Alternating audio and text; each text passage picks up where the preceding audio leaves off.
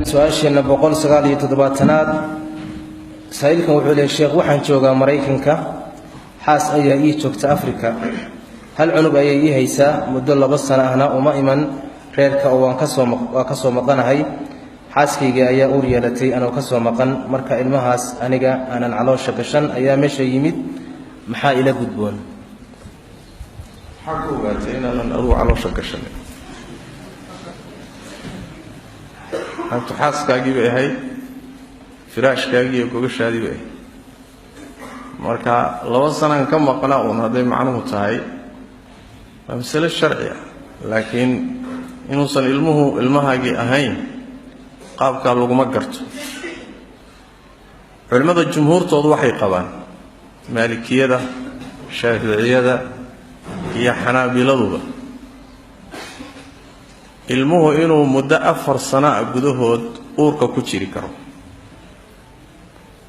sidaas daraadeed ninkoo xaaskiisa muddo 4 sano ka maqan ama intay kala tageen ama uu ka dhintay ama uu goboshiisa ay too uu qabo laakiin aysan muddada kulmin 4 sano gudahood haday ilmo ku dhasho waxay leeyihiin ilmahaas ninkii haweenta qabay baa iska leh haytay sababtu waxay leeyihiin muddada oo ilmuhu uurka ku jiri karo nas male muddada ugu badan hadayna nas lahayna waxa loo noqonayaa bilaha urfiga sida caadada bini aadamka lagu arkay waxa la helay marka fuqahaadii culimadeenu ka hadleen ilmo 4 sano uurka ku jiray baa la helay taraqudni baa soo saaray Walid ibn Muslim baa laga warin wuxuu yiri Malik ibn Anas baa waxaan ku yiri كورن حديث عائشة أي ليذهي لا تزيد المرأة في حملها على 2 سنين هوين تؤور كذا لبسنا كمسياته بركة عائشة لغا الشيء بالمالك وكور إمام مالك مركز إمام مالك وحور سبحان الله ما يقول هذا يا واي وحورك عدهي هذه جارتنا امرأة محمد بن عجلان امرأة صدق وزوجها رجل صدق حملت 3 أبطن في 12 سنة بود وحابنا ينابو يري يعني هاي أدونتا محمد بن عجلان محمد بن عجلان حاسكيس وهوين يوناكسن بيري ورون يوناك أن كنا قان نين كيدونا ونين وناكسن ويساقنا رون أن كنا قان بيري صدح الموت أو يقاضي bay mid walba waxay waday guuri 4 sano mid bay qaaday 4 sano ku dhashay mid kale qaaday 4 sano ku dhashay mid kale qaaday 4 sano ku dhashay 12 sano waxay ku dhashay meeqa saddex ilmood al-imam shafi'i laftiisu wuxuu leeyahay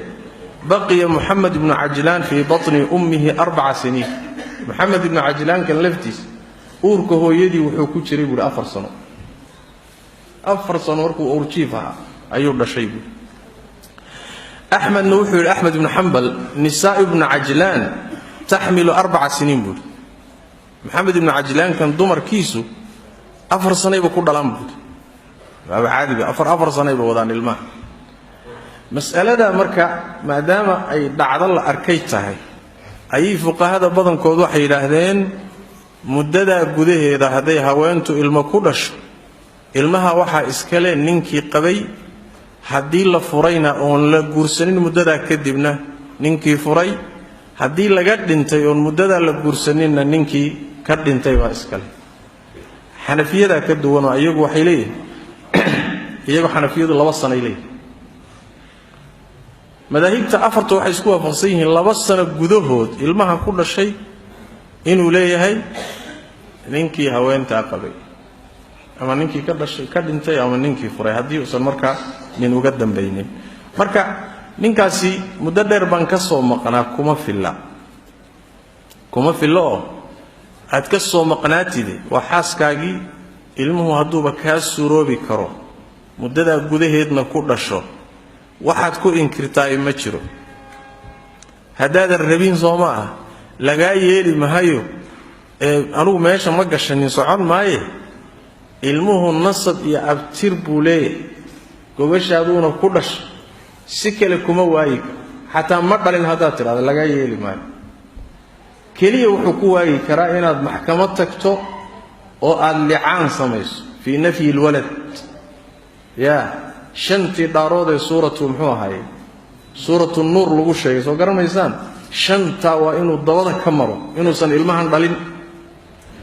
markaasuu waladku wuxuu noqonayaa waladu licaanoo nasabkii waayayaa laakiin si kale nasab kuma waayi karo ma dhalin iyo waa la iga dambeeyey iyo say ku dhici kartaa iyo warkaa war socon maayo yani DNA-giisa kiisa iskhilaafay iyo nin maalin bilmunaasaba Sweden iga soo diray message mushkilo weyn baa ay haysata buuri islaantii afrikan kaga yimid mudan kala maqnayn markaan xagga geeyey oo wiilkii weynaa laba wiil bay dhashay wiilkii weynaa ayaa DNA-gaygii iyo kiisii baa iskhilaafay buuri balo walbahaar naf ay hayso buuri waraday meesha DNA ma galo DNA-ga sideedaba ilma nasabkii laguma anfiyo laana daahirka waxa weeye ilmahan aad u dhashay waa daahirka DNA ma anfin karo laakiin DNA-ga nasab waa lagu sugi karaa ilma lagu muransan yahay kale kee dhalay makan misakan nasabka waa lagu sugi karaa laakiin laguma anfin karayo sidaas saxiix wallahu a'lam su'aashana 197aad saa'ilkan wuxuu leeyahay sheekh waxaan joogaa Mareykanka xaas ayaa ii joogta Afrika hal cunug ayay ii haysaa muddo 2 sano ahna uma iman reerka oo waan ka soo maqanahay xaaskayga ayaa uur yeelatay anoo ka soo maqan marka ilmahaas aniga aanan caloosha gashan ayaa meesha yimid maxaa ila gudboon xaq u gaartay inaan adu caloosha gashan antu xaaskaagii bay ahayd firaashkaagii iyo gogashaadii bay ahayd marka 2 sanaan ka maqnaa uun hadday macnuhu tahay waa masale sharci ah laakiin inuusan ilmahaagii ahayn qaabkaa laguma garto culimmada jumhuurtoodu waxay qabaan maalikiyada shaaficiyada iyo xanaabiladuba ilmuhu inuu muddo 4 sano gudahood uurka ku jiri karo sidaas daraaddeed ninkoo xaaskiisa muddo 4 sano ka maqan ama intay kala tageen ama uu ka dhintay ama uu gobashiisii ay too uu qabo laakiin aysan muddadaa kulmin 4 sano gudahood hadday ilmo ku dhasho waxay leeyihiin ilmahaas ninkii haweenta qabay baa iska leh maxay tahay sababtu waxay leeyihiin muddada uu ilmuhu uurka ku jiri karo nas ma leh muddada ugu badan haddayna nas lahayna waxaa loo noqonayaa bay leeyihiin curfiga sida caadada bini aadamka lagu arkay waxaa la helay marka fuqahadii culimmadeenu ka hadleen ilmo 4 sano uurka ku jiray baa la helay taraqudni baa soo saaray waliid ibn muslim baa laga warin wuxuu yidhi malik ibn anas baa waxaan ku yidhi ka waran xadiidka caaisha ay leedahay laa taziidu almar'atu fii xamliha calaa 2 sanayn haweentu uurkeeda 2 sano kama siyaado warka caaisha laga sheegay bal maalik oo ka waran imaam maalik markaasaa imaam maalik wuxuu yidhi subxaana allah man yaquulu hada yaa waay waxa warkaa dhahay هذه جارتنا امرأة محمد بن عجلان امرأة صدق وزوجها رجل صدق حملت 3 أبطن في 12 سنة وحاولنا هينابو يري يعني هاي أدونت محمد بن عجلان محمد جدا محمد بن عجلان حاسكيس waa haweenay wanaagsan buu yiri oo run iyo wanaag aan ku naqaan ninkeeduna waa nin wanaagsan oo isagana run aan ku naqaano buu 3 ilmood oo ay qaaday bay mid walba waxay waday buu yiri 4 sano mid bay qaaday 4 sano ku dhashay mid kale qaaday 4 sano ku dhashay mid kale qaaday 4 sano ku dhashay 12 sano waxay ku dhashay meeqa صدح الموت. الإمام الشافعي لفتي سوح ليه بقي محمد بن عجلان في بطن أمه 4 سنين. محمد بن عجلان كان لفتيس أورك هو يدي وحكو تشريب 4 سنة 4 سنة وركو أورشيفها أيوب الشيب. أحمد نوحي أحمد بن حنبل نساء بن عجلان تحمل 4 سنين بود.